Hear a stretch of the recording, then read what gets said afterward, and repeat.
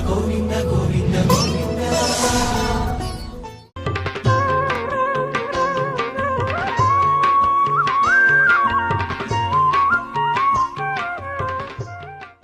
ವಕ್ರತುಂಡ ಮಹಾಕಾಯ ಸೂರ್ಯಕೋಟಿ ಸಮಪ್ರಭ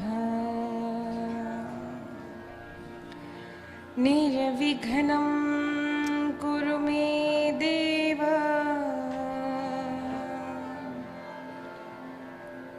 ಸರ್ವಕಾರ್ಯೇಷು ಸರ್ವದಾ.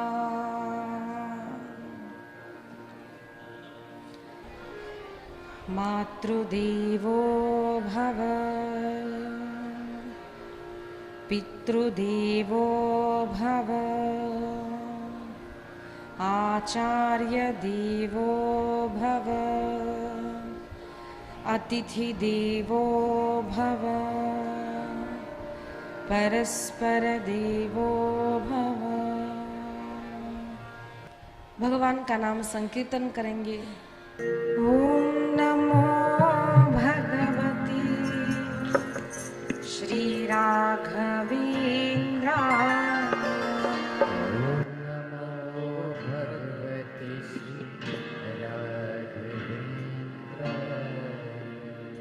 ओम नमो भगवते श्री राघवेंद्राय.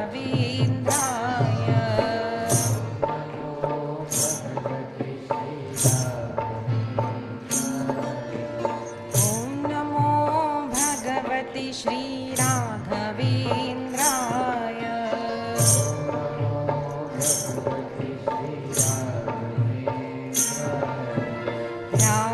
राघवेंद्राय श्री सद्गुरु रूपाय.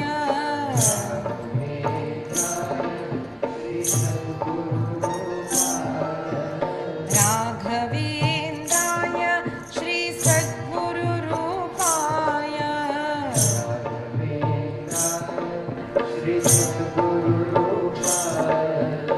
ओम नमो भगवते श्री राघवेंद्राय.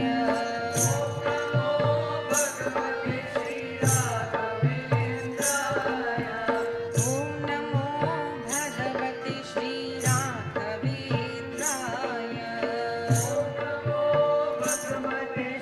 राघवेंद्राय. राघवेंद्राय श्री राघवेंद्राय.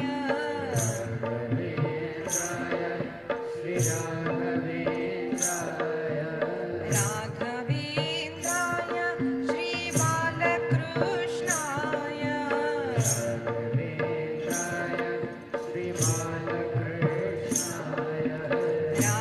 राघवेंद्राय श्री हनुमन्ताय.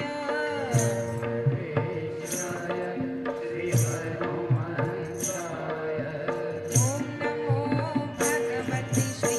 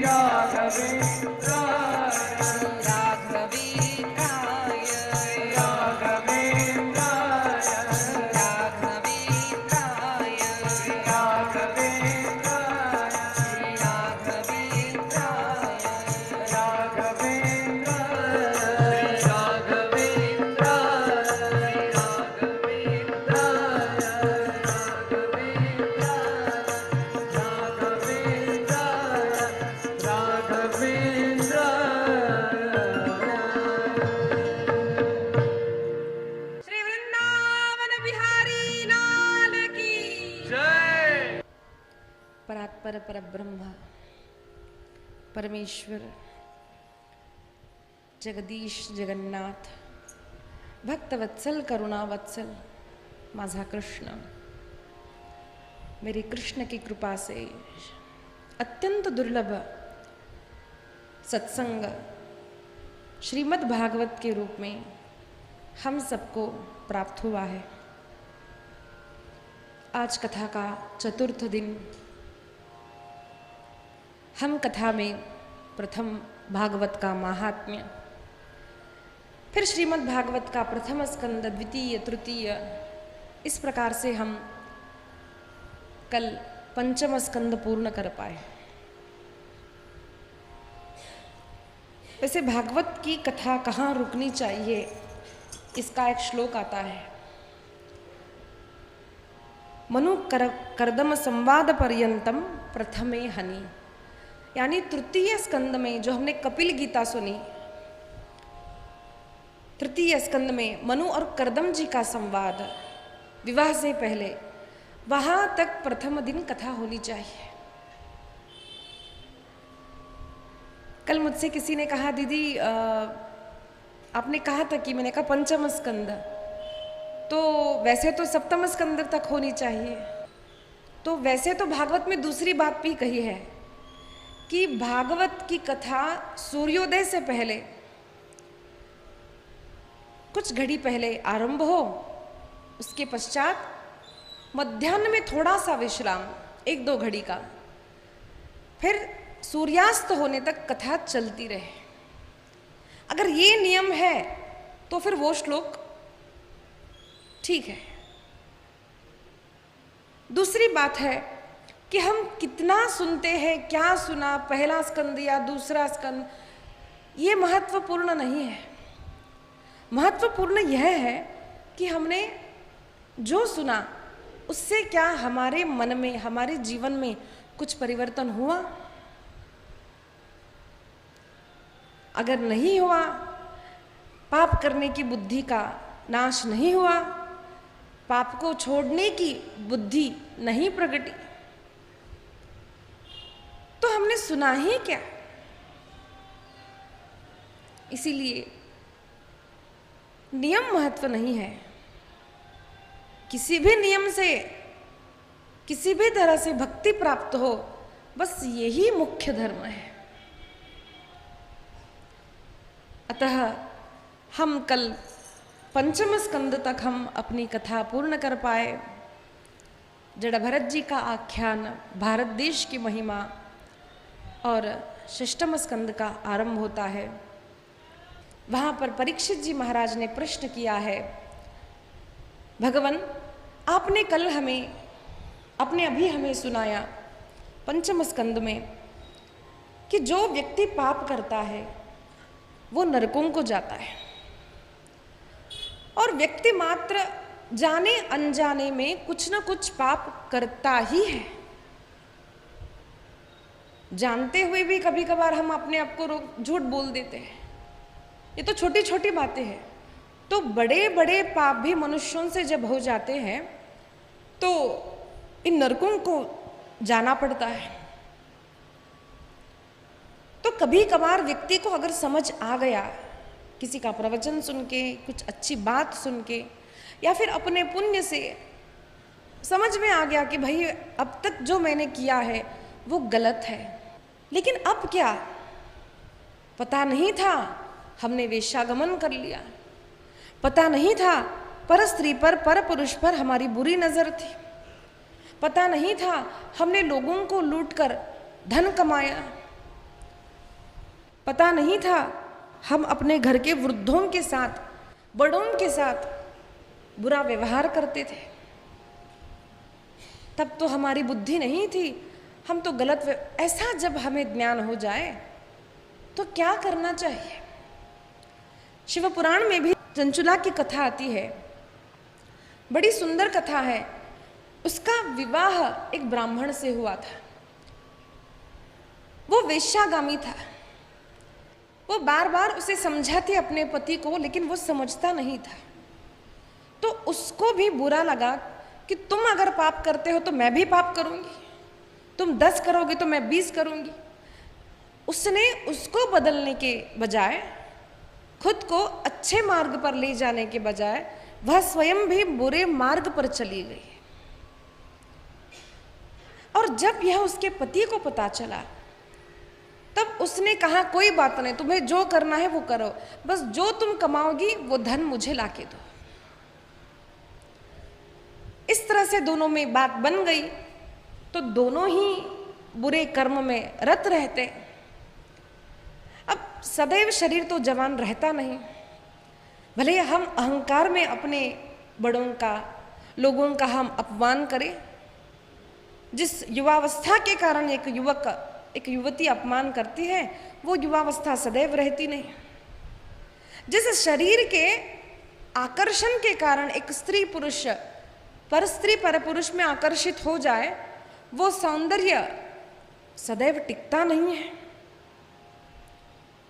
सब हो गया, लेकिन कितनी दिन, कभी ना कभी तो वृद्धावस्था आती ही है। उसी प्रकार से उस चंचुला की वृद्धावस्था आ गई और अलग अलग तीर्थ यात्रा वो जाने का सोचने लगी। तो एक बार जब वह यात्रा पर गई, पहली बार अपने जीवन में, तब वे लोग एक शिवालय के पास रुके हुए थे।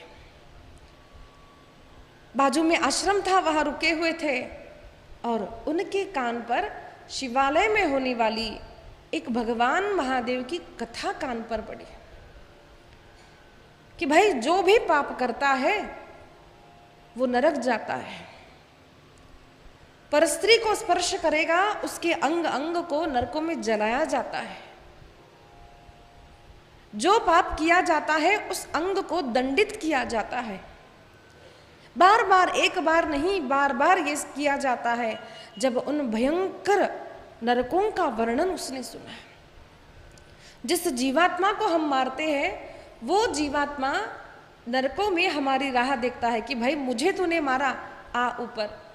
और ऐसे अनेक पशु उस जीवात्मा को ऊपर जाने पर, नरक में जाने पर उसे नोच नोच कर खाते हैं। किसी भी जीवात्मा का कृमि भोजन नामक नरक है, जो अपने बड़ों का अपमान करता है, जो असत्य बोलता है, उसे हजारों योजन कृमि यानी कीड़े होते हैं, वो कीड़े अगर एक भी डस जाए ना तो इंसान बच नहीं सकता, दाह से मर जाता है। ऐसे हजारों लाखों कीड़े योजनों तक वहां पड़े हुए होते हैं और उसमें एक दिन नहीं, कई वर्षों पर्यंत उस जीव को वहां पर डाला जाता है और वो कीड़े उसको खाते रहते हैं। वो तड़पता है, तब उसको याद दिलाया जाता है, इसी वाणी से झूठ बोला था ना, इसी हाथों से पाप किया था ना। जिस जिस अंग से हम पाप करते हैं उस अंग को दंडित हमें किया जाता है, और जहां ये किया जाता है उसे नरक कहते हैं। जब ये बात चंचुला ने सुनी, उस वृद्धा ने सुनी, वो घबरा गई। अरे मैंने तो कितना असत्य बोला, मैंने कितनी बार परपुरुष का समागम किया, कितनी बार मैंने गलत तरीके से धन कमाया, अब मेरा क्या होगा, अब मेरा क्या होगा। घबरा गई चंचुला और उस भय के बाद कारण वह उस ब्राह्मण के पास जाकर उन्हें प्रणाम करती है, कहती है, हे प्रभु मैं एक वेश्या हूं, इस प्रकार से मेरे जीवन में हुआ, लेकिन मैंने अभी आपकी कथा सुनी, अब मैं बहुत डर गई हूं। क्या ऐसा कोई मार्ग नहीं है जिससे कि मैं इससे छूट जाऊं? जब हम ये कथाएं सुनते हैं ना, तो ये कथाएं केवल उस चंचुला की नहीं होती है, ये कथा केवल उस जड़ भरत की नहीं है, ये कथा हम में से वैसे लोगों की है। कदाचित हम वेश्यागामी ना हो, लेकिन हम क्या भूल करते हैं, हम ये अपनी ओर देखें, क्या मैं सत्य बोलती हूँ या असत्य बोलती हूँ? अपने घर के बड़ों से मैं अच्छा बात करती हूँ या उनका अपमान करती हूँ? मैं सभी के साथ किस तरह का व्यवहार करती हूँ? छल कपट करती हूँ या अच्छा व्यवहार करती हूँ? मैं किस तरह से धन कमाती हूँ? ये सब हमें अपने जीवन में देखना चाहिए। इसीलिए शास्त्रों को आईना कहा है। जिस प्रकार से आईना हमें यथावत दिखाता है कि नासिका कैसी है, काजल लगाए तो बाहर आए, सब ठीक से बताता है। आप मोटे हो तो आईना आपको मोटा ही बताएगा, दुबले हो तो दुबला ही बताएगा। उसी प्रकार से हमें शास्त्र यह बताते हैं कि अपने आप को जरा देख लो, तुम अर्जुन की तरह हो या तुम दुर्योधन की तरह हो, तुम भरत की तरह भक्त हो, कहीं किसी में अटके हुए तो नहीं हो, या फिर तुम चंचुला की तरह पर स्त्री में पर पुरुष में गमन करने वाले जीव हो। तुम धन कैसे कमाते हो, ये सारे जो चरित्र है वो अपने आप को उसमें देखने के लिए है। Just like a milestone. हम अगर विचार कीजिए, हम हैदराबाद से बेंगलोर जा रहे हैं, तो जाते हुए हम लोग अपने कार से देखते हैं कि am I on right path, कि भाई गाड़ी बेंगलोर ही जा रही है या फिर पूना की ओर मुड़ गई है। देखते हैं ना हम लोग कितना किलोमीटर है, हाँ ठीक है भाई रास्ता ठीक है। हाँ, तो ये हमें भी अपने जीवन में करना चाहिए कि क्या मैं भी जन्मा हूँ, ये शरीर मुझे भगवान ने दिया, तो क्या मैं सही मार्ग पर जा रहा हूँ, कहीं मैं कुछ गलत तो नहीं कर रहा। ये समझने के लिए नित्य प्रति कथा सुनना, किसी संत का चरित्र सुनना, किसी संत के वाक्यों को सुनना, ये सभी महत्वपूर्ण है। तो प्रश्न ये आता है कि अगर हमारे हाथों कुछ पाप हो गया तो क्या ऐसा कोई मार्ग नहीं जिससे हमारा उद्धार हो सके? बड़ी सुंदर कथा चंचुला की आती है। उसे बताया, बेटी हर जीव भगवान की संतान है, जीव मात्र भगवान की संतान है। अरे ये तो हम हैं, हम शरीर के द्वारा, कोई स्त्री है कोई पुरुष है ऐसा समझते, कोई छोटा है कोई बड़ा है हम समझते हैं, हम किसी को धनवान किसी को गरीब समझते हैं, हम किसी को बड़ा किसी को छोटा, किसी को क्षत्रिय किसी को ब्राह्मण समझते हैं। लेकिन ये सारी उपाधियां शरीर की है। भगवान ये नहीं देखते, भगवान केवल आत्मस्वरूप को देखते हैं। इसीलिए भगवान ने केवल ब्राह्मणों का उद्धार किया ऐसा नहीं है, केवल मनुष्यों का उद्धार किया ऐसा नहीं है। भगवान श्री राम ने जटायु का उद्धार किया, भगवान हरि ने गजेंद्र का उद्धार किया, पक्षी का उद्धार है। दृग राजा की आगे कथा आएगी, दृग का उद्धार है। जिस जिस जीव का संपर्क भगवान के साथ आया, भगवत भक्तों के साथ आया, उस जीव का उद्धार हुआ है। गोपाल कृष्ण भगवान की। तो उस चंचला को बताया कि घबराओ नहीं, अभी भी देर नहीं हुई है। अरे सच्चा जीवन तभी हम जी रहे समझना जब जीव जागा। हम लोग कोजागरी पूर्णिमा करते हैं ना, तो क्या करते हैं हम लोग? नाचते गाते हैं, खूब खाते हैं, नृत्य करते हैं, फिर रात में बढ़िया सा दूध पीते हैं। अच्छा है, लेकिन उसका मुख्य तात्पर्य क्या है? को जागरती, कौन जाग रहा है ये देखने के लिए साक्षात लक्ष्मी माता आती है, ऐसा वर्णन हमारे शास्त्रों में किया है।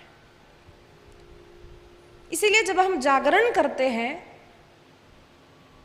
तो हम जागे हैं ऐसा हमें लगता है।